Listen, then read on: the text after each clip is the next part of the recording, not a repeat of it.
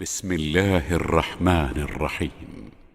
فقال الذي آمن يا قوم اتبعون أهدكم سبيل الرشاد يا قوم إنما هذه الحياة الدنيا متاع وإن الآخرة هي دار القرار من عمل سيئة فلا يجزى إلا مثلها ومن عمل صالحا من ذكر أو أنثى وهو مؤمن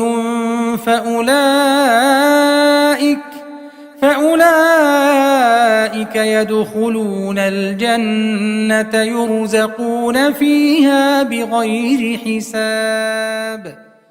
അസ്സലാമു അലൈക്കും വറഹ്മത്തുള്ളാഹി വബറകാതുഹു. ഖുർആൻ പദം 1635 ദിവസത്തിലേക്ക് എല്ലാവരെയും ഹാർദമായി സ്വാഗതം ചെയ്യുന്നു. വിശുദ്ധ ഖുർആനിലെ 40-ാമത്തെ അധ്യായമായ സൂറത്തുൽ ഗാഫിറിലെ 38 മുതൽ 40 വരെയുള്ള ആയത്തുകളാണ് ഇന്ന് പഠന വിധേയമാക്കുന്നത്. ക്ലാസ് ആരംഭിക്കുന്നതിനായി ആദരണീയനായ ഡോക്ടർ AI വിലായത്തുള്ള സാഹിബിനെ ക്ഷണിക്കുന്നു. അസ്സലാമു അലൈക്കും വറഹ്മത്തുള്ളാഹി വബറകാതുഹു. أعوذ بالله من الشيطان الرجيم. بسم الله الرحمن الرحيم. وقال الذي آمن يا قوم اتبعون أهدكم سبيل الرشاد يا قوم إنما هذه الحياة الدنيا متاع وإن الآخرة هي دار القرار من عمل سيئة فلا يجزى إلا مثلها ومن عمل صالحا من ذكر أو أنثى وهو مؤمن فأولئك يدخلون الجنة يرزقون فيها بغير حساب. صدق الله العلي العظيم. സൂറത്ത് ഗാഫിറിലെ 38 മുതൽ 40 വരെയുള്ള ആയത്തുകളാണ് ഞാൻ നിങ്ങളെ കേൾപ്പിച്ചിട്ടുള്ളത്. മൂസ അലൈഹിസ്സലാം ഫിറോവിന്റെയും ഹാമാന്റെയും ഖാറൂന്റെയും അടുക്കലേക്ക് നിയോഗിക്കപ്പെട്ട് അവരുമായി ജിദാല് നടത്തുന്ന, ആശയ സംവാദം നടത്തുന്ന ആ ചരിത്ര സംഭവമാണ് അള്ളാഹു സൂറത്ത് ഗാഫിറിൽ നമ്മൾ വായിച്ചുകൊണ്ടിരിക്കുന്ന ഭാഗത്ത് നമ്മളെ കേൾപ്പിക്കുന്നത്.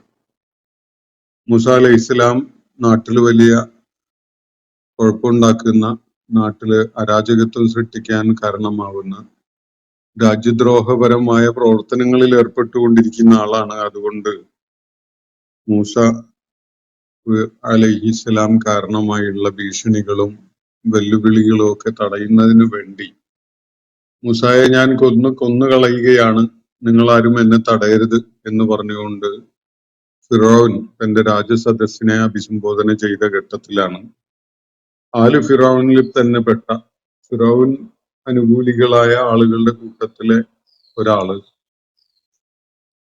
ഫിറോവിന്റെ തന്നെ വംശത്തിൽപ്പെട്ട ഒരാള് മൂസ അലൈഹി ഇസ്ലാമിൽ വിശ്വാസം ഉണ്ടായിരുന്ന അവസ്ഥയിൽ അത് വെളിപ്പെടുത്താതെ കണ്ട് ഇടപെട്ട് സംസാരിക്കുന്നത് നമ്മൾ കാണുകയുണ്ടായത്.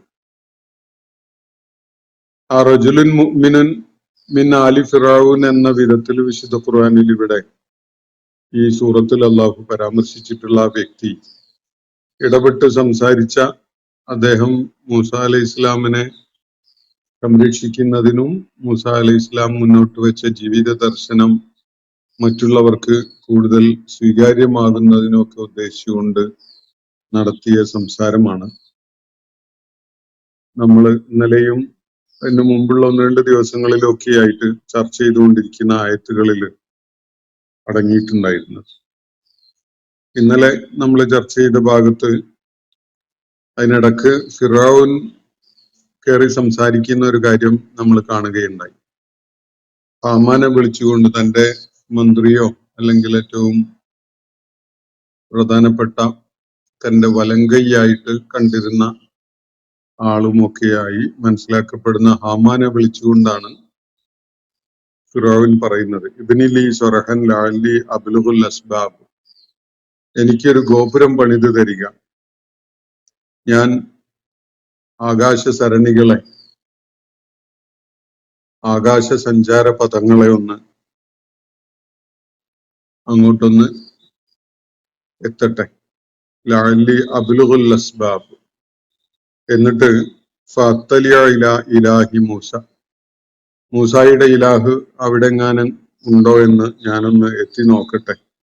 മൂസ കളവ് പറയുകയാണ് എന്നാണ് ഞാൻ മനസ്സിലാക്കുന്നത്. വൈന്നീല അലുൻഹു കാദിബ, മൂസ കളവാണ് പറയുന്നത് എന്നാണ് ഞാൻ കരുതുന്നത്. ഈ വിധത്തിലാണ് ഫിറഔൻ ആ ഘട്ടത്തില് റജുലുൻ മുഅ്മിനുൻ മിൻ ആലി ഫിറഔൻ സംസാരിക്കുന്നതിനിടക്ക് തന്റെ വലങ്കയ്യായ ഹാമാനെ വിളിച്ചുകൊണ്ട് പറയുന്നത്. യഥാർത്ഥത്തിൽ ഫിറഔന് തന്റെ ദുഷ്കൃത്യങ്ങളൊക്കെ വളരെ ആകർഷകമായിട്ട് കാണിക്കപ്പെടുകയായിരുന്നു. അയാൾക്ക് സന്മാർഗത്തിലേക്ക് വരാൻ വഴി തടയപ്പെടുകയായിരുന്നു. അത് കാരണമായിട്ട് ഫിറഔന്റെ സകല തന്ത്രങ്ങളും പരാജയമടഞ്ഞതായി മാറുകയാണ് അതിന്റെ ഫലമായിട്ട് ഉണ്ടാവുന്നത് എന്നുകൂടി അള്ളാഹു അവിടെ ഇടപെട്ടുകൊണ്ട് അതിനോട് ചേർത്ത് പറയുന്നത് നമ്മൾ കാണുകയുണ്ടായി. അതിനെ തുടർന്നാണ് ഇന്ന് ഞാൻ നിങ്ങളെ കേൾപ്പിച്ച ആയത്തുകൾ വരുന്നത്. 38 മുതൽ 40 വരെയുള്ള ആയത്തുകളിൽ ഇവിടെ നേരത്തെ പരാമർശിക്കപ്പെട്ട റജുലുൻ മുഅ്മിനുൻ മിൻ ആലി ഫിറഔൻ എന്ന വിധത്തിൽ വിവരിക്കപ്പെട്ടിരിക്കുന്ന ആ വ്യക്തി തന്നെയാണ് സംസാരിക്കുന്നത്.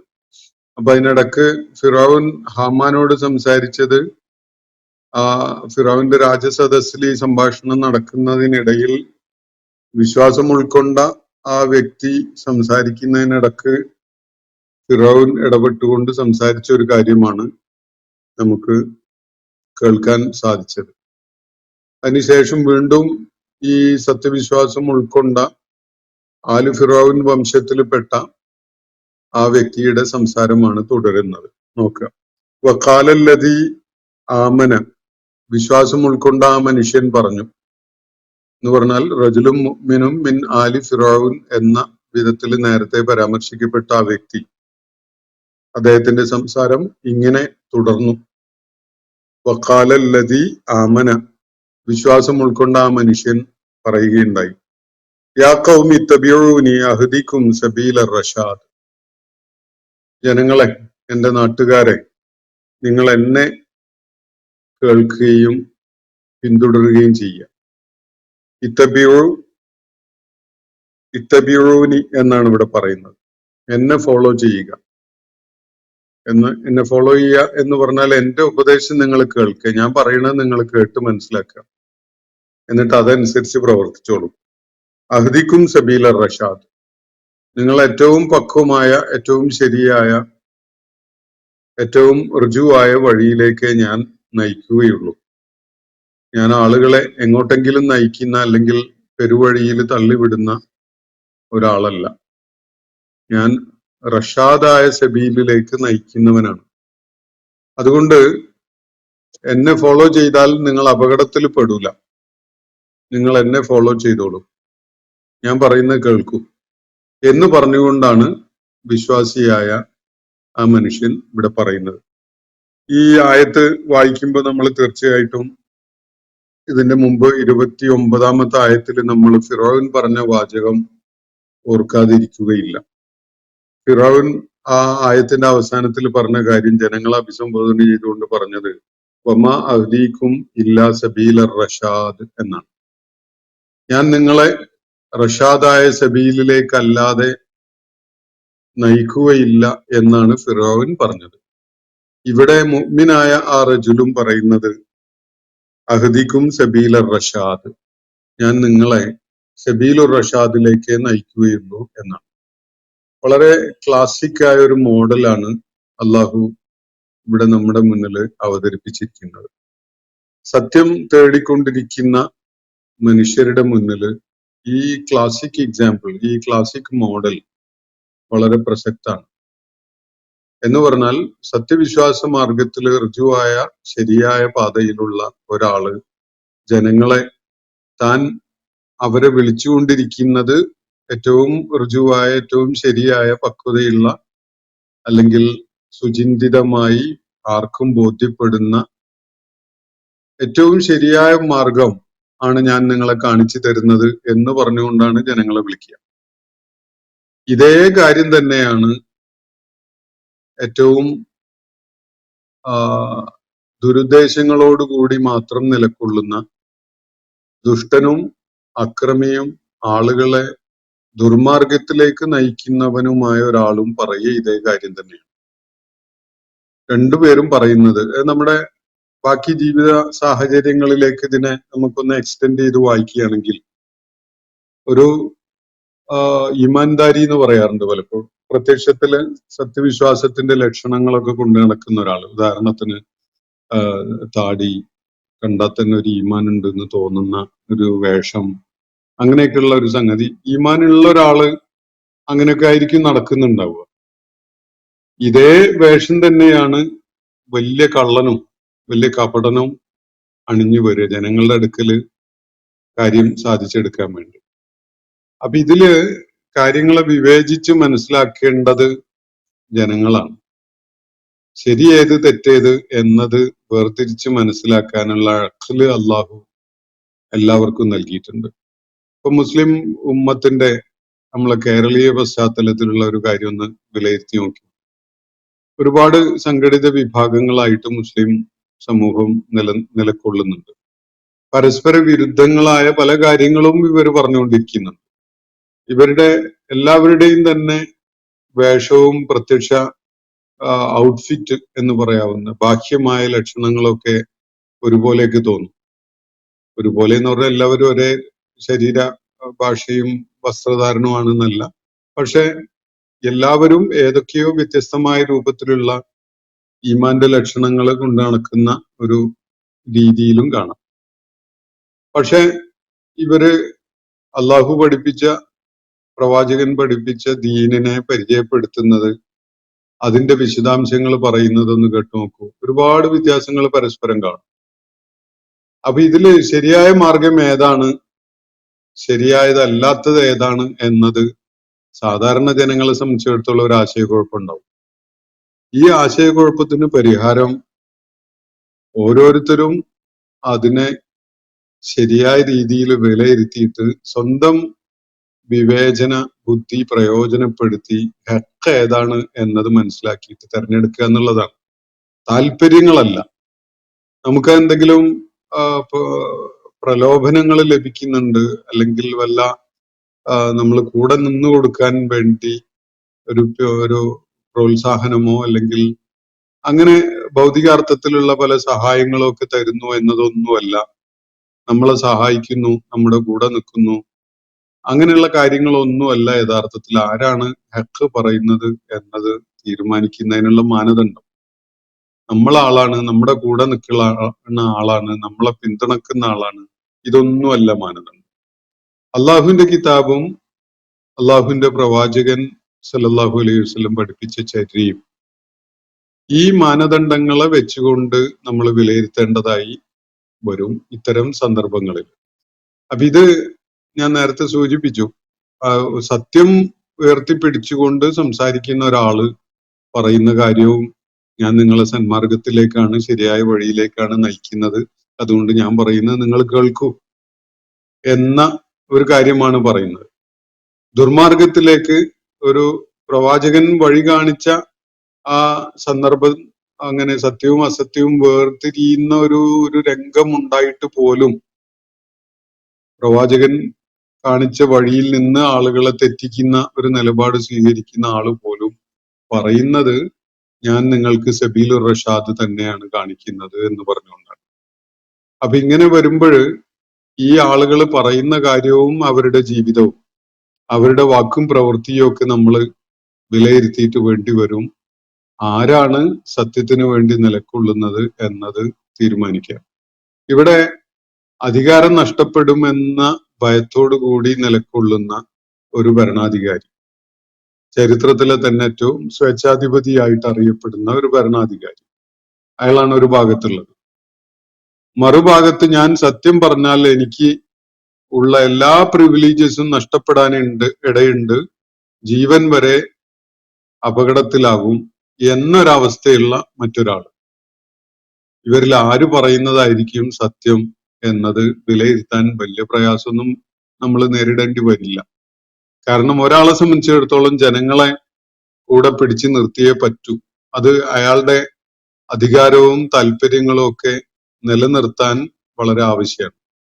മറ്റാളുടെ കാര്യത്തില് അയാളുടെ ഭൗതികാർത്ഥത്തിലുള്ള സകല സാധ്യതകളും സൗകര്യങ്ങളും ഒക്കെ അപകടപ്പെടുത്തിക്കൊണ്ടാണ് അയാൾ ജനങ്ങളോട് ആത്മാർത്ഥത കാണിച്ചുകൊണ്ട് സത്യത്തിന്റെ മാർഗം ഇതാണ്, നിങ്ങൾ ഞാൻ പറയുന്നത് കേൾക്കൂ എന്ന് പറഞ്ഞുകൊണ്ട് രംഗത്ത് വരുന്നത്. അയാളുടെ സ്വന്തം ഐഡന്റിറ്റി, അയാളുടെ നിലപാടുകള്, അയാളുടെ വിശ്വാസം ഇതൊക്കെ കുറച്ചുകൂടി വ്യക്തതയുള്ളതായി അയാള് വെളിപ്പെടുത്തുകയാണെങ്കിൽ നാട്ടിലെ ഭരണാധികാരിയും അവിടുത്തെ സംവിധാനങ്ങളൊക്കെ അയാളെ പിടികൂടും. അയാളുടെ ജീവൻ അപകടത്തിലാവും എന്നത് തീർച്ചയാണ്. ഇതാണ് കൃത്യമായ ഒരു സാധ്യത. അപ്പൊ ഈ ഒരു ചിത്രം ഇത് നമ്മുടെയൊക്കെ ജീവിത സാഹചര്യത്തിലും വിലയിരുത്താൻ ഒരു മാനദണ്ഡമായിട്ട് അള്ളാഹു പഠിപ്പിക്കുന്ന ഒരു കാര്യമാണ് എന്നാണ് ഞാൻ മനസ്സിലാക്കുന്നത്. ഫിറോൻ പറയുന്നു, ഞാൻ നിങ്ങളെ സബീലുർ റഷാദിലേക്ക് അല്ലാതെ നയിക്കില്ല കേട്ടോ. നിങ്ങള് നാട്ടിൽ അപകടം ഉണ്ടാക്കുന്ന, നാട്ടില് അരാജകത്വം ഉണ്ടാക്കുന്ന, കുഴപ്പമുണ്ടാക്കുന്ന, അസമാധാനം ഉണ്ടാക്കുന്ന മൂസായെ പിന്തുടർന്നാൽ മൂസ നിങ്ങളെ ഗതികേടിലേക്കാണ് നയിക്കുക. ഞാൻ അങ്ങനെയല്ല, ഞാൻ നിങ്ങളെ സുരക്ഷിതമായ പാതയിലേക്കാണ് നയിക്കുന്നത് എന്ന് പറഞ്ഞുകൊണ്ടാണ് ഫിറോൻ സംസാരിക്കുന്നത്. എന്നാൽ ഫിറോൻ പറയുന്നത് പൂർണ്ണമായിട്ട് തെറ്റാണെന്ന് നമുക്ക് സങ്കല്പിക്കാൻ കഴിയില്ല. അതിന്റെ ആദ്യ ഭാഗമൊക്കെ ശരിയായിട്ട് തോന്നും. പക്ഷെ ഫിറോൻ ചൂണ്ടിക്കാണിക്കുന്ന ആ വഴിയിലൂടെ അവർ സഞ്ചരിക്കുകയാണെങ്കിൽ കുറച്ചു കാലമൊക്കെ അവിടുത്തെ നാട്ടിൽ നിലനിൽക്കുന്ന ക്രമസമാധാനവും കാര്യമൊക്കെ അവർക്കും ഉപകരിച്ചു എന്നൊക്കെ വരും. പക്ഷെ ആത്യന്തികമായിട്ട് തിന്മയെ, അസത്യത്തെ, ബാത്തിലിനെ പിന്തുടർന്നതിന്റെ പേരിൽ അവരൊക്കെയും തന്നെ ചെന്ന് ചാടാൻ പോകുന്നത് നരകത്തിലേക്കാണ്. എന്നാൽ അള്ളാഹുവിനെ മുൻനിർത്തിക്കൊണ്ട് മൂസ അലൈഹി ഇസ്ലാം അവരോട് പറഞ്ഞുകൊണ്ടിരുന്ന കാര്യം, അതേപോലെ മൂസ അലൈഹി ഇസ്ലാമിനെ സംരക്ഷിക്കുന്ന, പ്രതിരോധിക്കുന്ന താല്പര്യത്തോടുകൂടി റജുലും മുഅ്മിനും മിൻ ആലി ഫിറഔൻ എന്ന് വിശേഷിപ്പിക്കപ്പെട്ട ആള് രംഗത്ത് വന്നുകൊണ്ട് പറയുന്ന കാര്യം, ഈ കാര്യം 100% സത്യമായ, 100% ശരിയായ മാർഗമാണ് ചൂണ്ടിക്കാണിച്ചുകൊണ്ടാണ് അവര് സംസാരിക്കുന്നത്. താൽക്കാലികമായിട്ട് പ്രയാസങ്ങളൊക്കെ ഉണ്ടാവും. ഒരു പക്ഷെ ഭൗതിക ലോകത്ത് ഒന്നിനു പുറകെ ഒന്നായി അവര് പല വിധത്തിലുള്ള അരക്ഷിതാവസ്ഥയുടെ ഘട്ടങ്ങളിലേക്കും എടുത്തെറിയപ്പെടുന്നുണ്ടാവും. വലിയ പരീക്ഷണങ്ങൾ നേരിടേണ്ടി വരും. പക്ഷെ ആത്യന്തികമായി ജീവിത വിജയം നേടുന്നത് ആ മാർഗം പിൻപറ്റുന്നവരായിരിക്കും എന്നതാണ് യാഥാർത്ഥ്യം. അപ്പൊ ഇവിടെ ആര് തീരുമാനിക്കും? രണ്ടുപേരും പറയുന്നത് സബീലുർ റഷാദാണ്.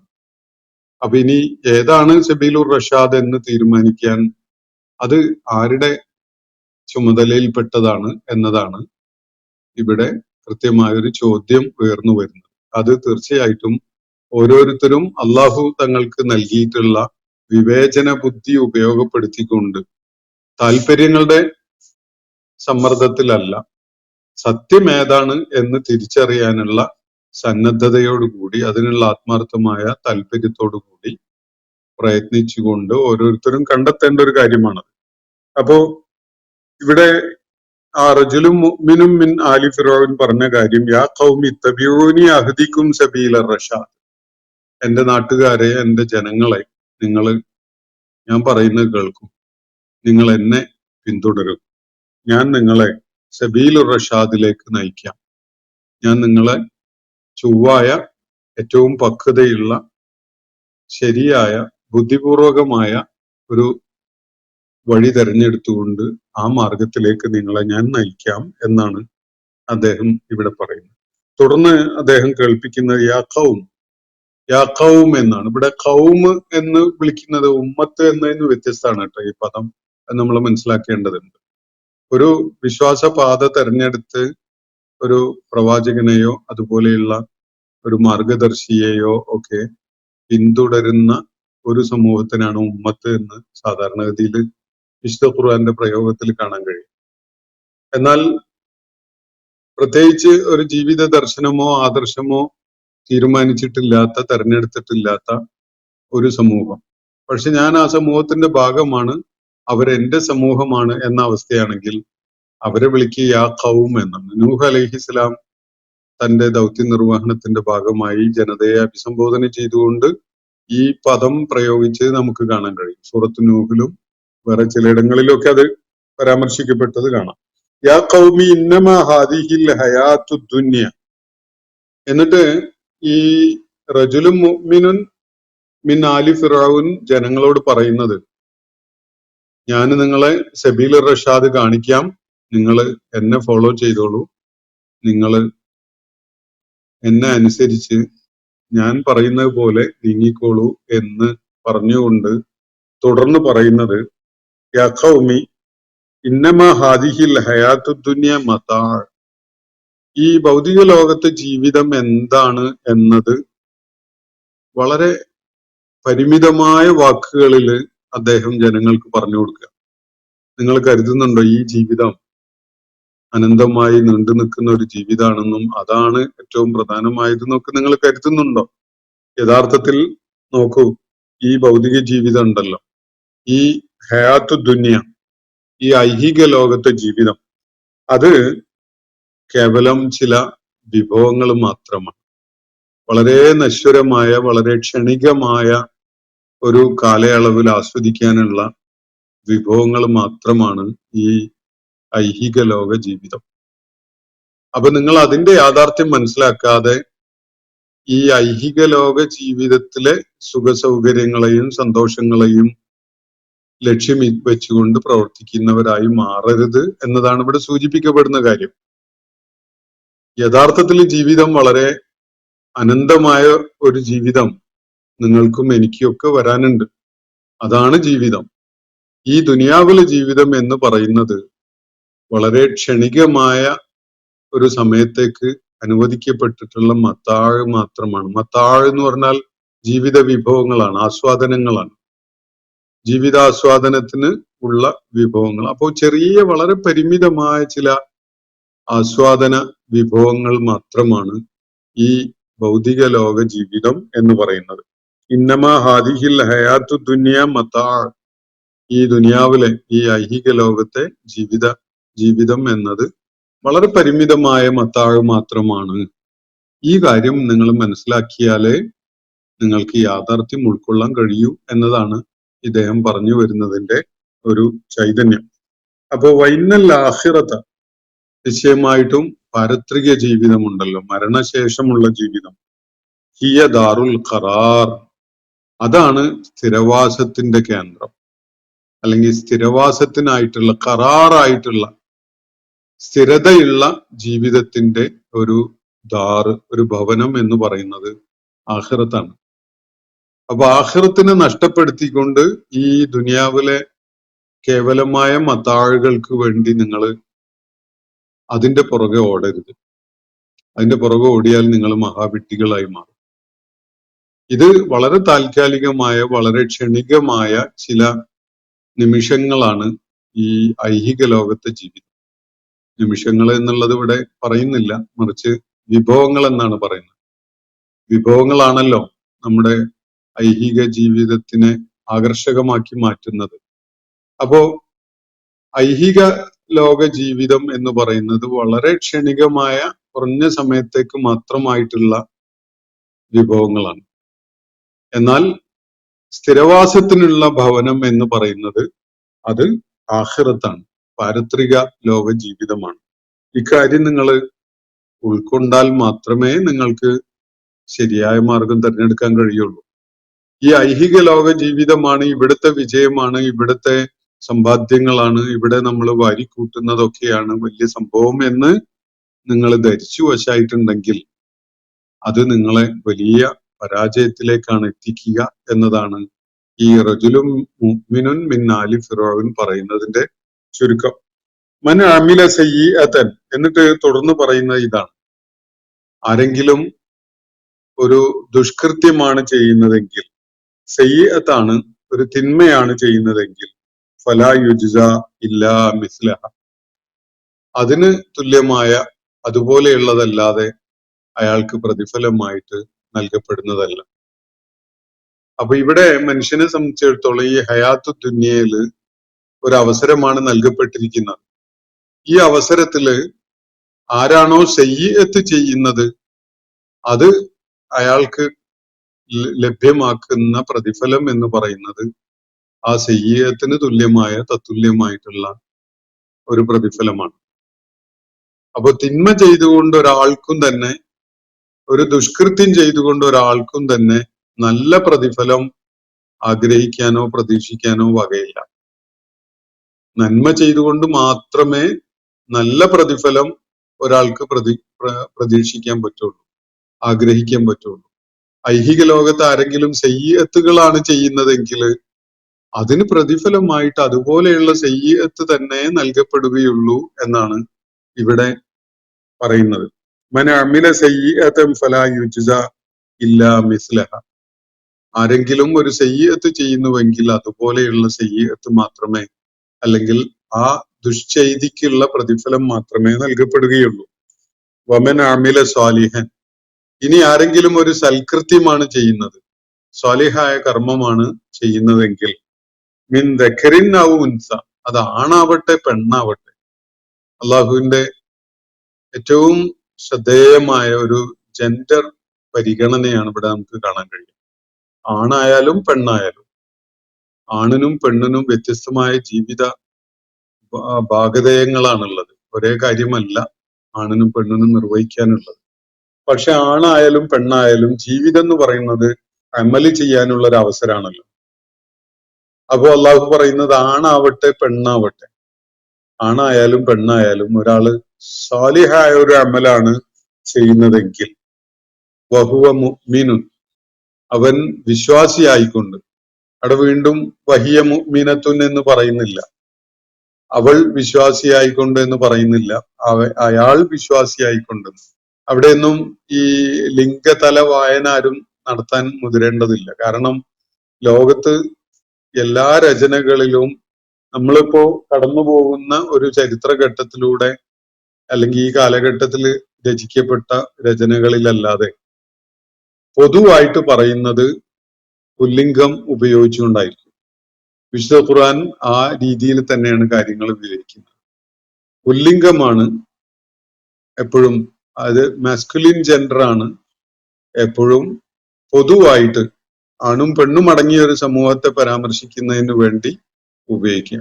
പക്ഷെ ഇവിടെ ആണായാലും പെണ്ണായാലും എന്ന് പ്രത്യേകം പറയുന്നതിന്റെ ഒരു കാരണം, സ്ത്രീകളുടെ കർമ്മങ്ങളോ പ്രവർത്തനങ്ങളോ നിലപാടുകളോ വിചാരണക്ക് വിധേയമല്ല, അല്ലെങ്കിൽ അവർക്ക് അതിന് യാതൊരു ഗുണവുമില്ല, അത് ഒന്നും എവിടെ ഏശാൻ പോകുന്നില്ല, അതിന് യാതൊരു പ്രസക്തിയും ഇല്ല എന്നൊക്കെ കരുതുന്ന നിലപാടെടുക്കുന്ന ആളുകൾ ധാരാളം ഉണ്ട് മനുഷ്യ സമൂഹത്തിൽ.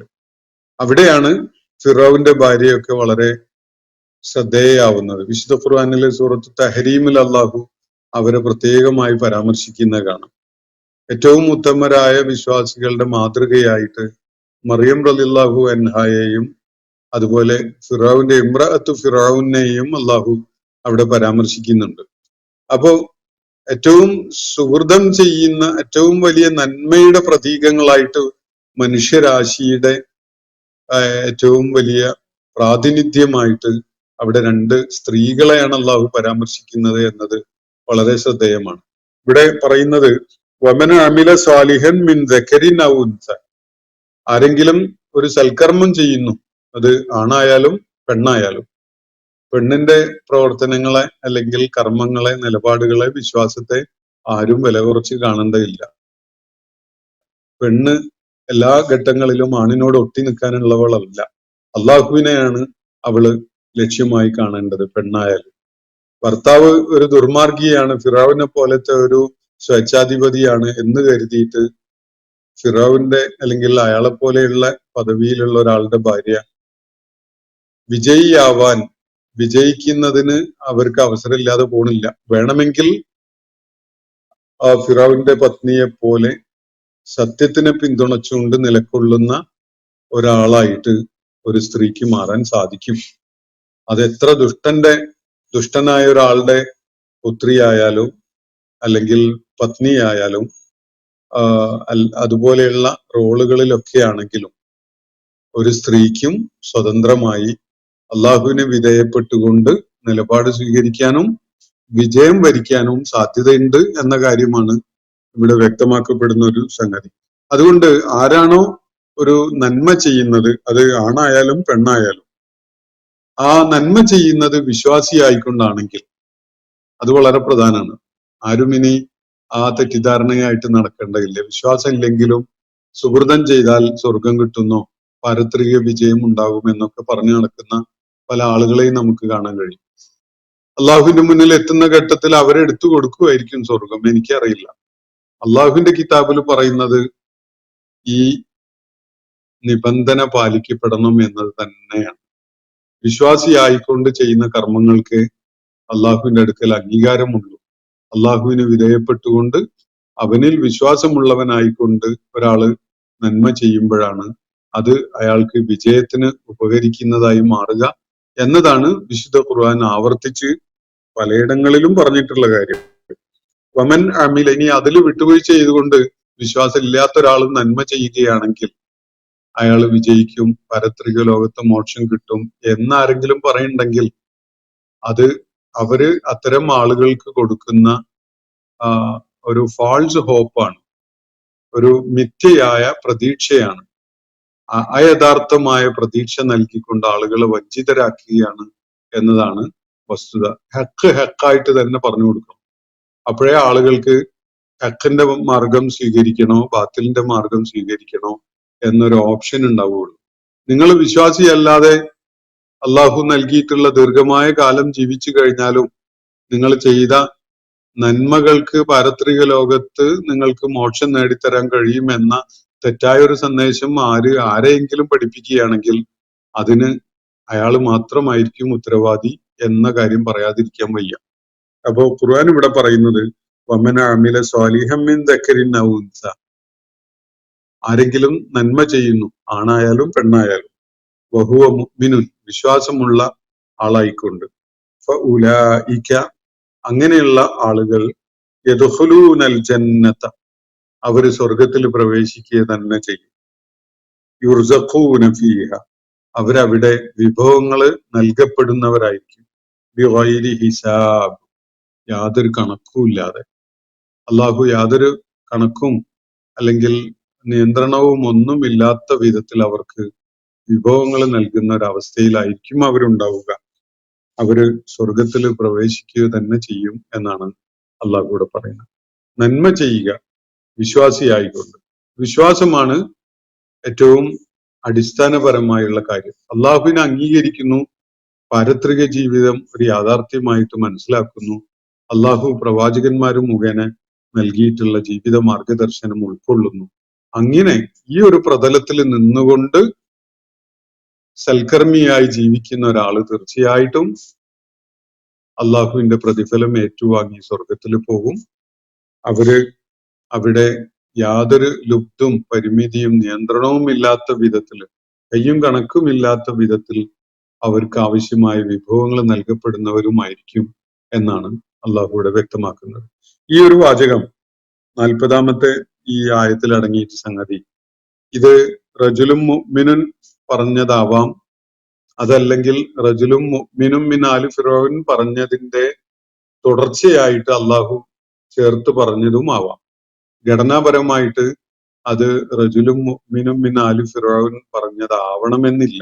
അതിന്റെ തൊട്ടു മുമ്പുള്ളതും അതിന്റെ തൊട്ട് ശേഷം 41-ാമത്തെ ആയത്തിലുള്ളതും ഒക്കെ ഈ റജുലും മുഅ്മിനുൻ പറയുന്നത് തന്നെയാണ്. പക്ഷെ അതിനിടക്കുള്ള വാചകം ഘടനാപരമായിട്ട് ആ വ്യക്തി പറഞ്ഞതാവാം, അതല്ലെങ്കിൽ അള്ളാഹു അതിനോട് ചേർത്തുകൊണ്ട് ഒരു ഇടവാചകം പറഞ്ഞതായിട്ട് മനസ്സിലാക്കുന്നതിലും തെറ്റില്ല. രണ്ടായാലും ആശയപരമായിട്ട് പ്രവാചകന്മാരും മനുഷ്യ സമൂഹങ്ങളെ കേൾപ്പിച്ചിട്ടുള്ള ആശയങ്ങളാണത് ഈ ആയത്തിൽ അടങ്ങിയിട്ടുള്ളത്.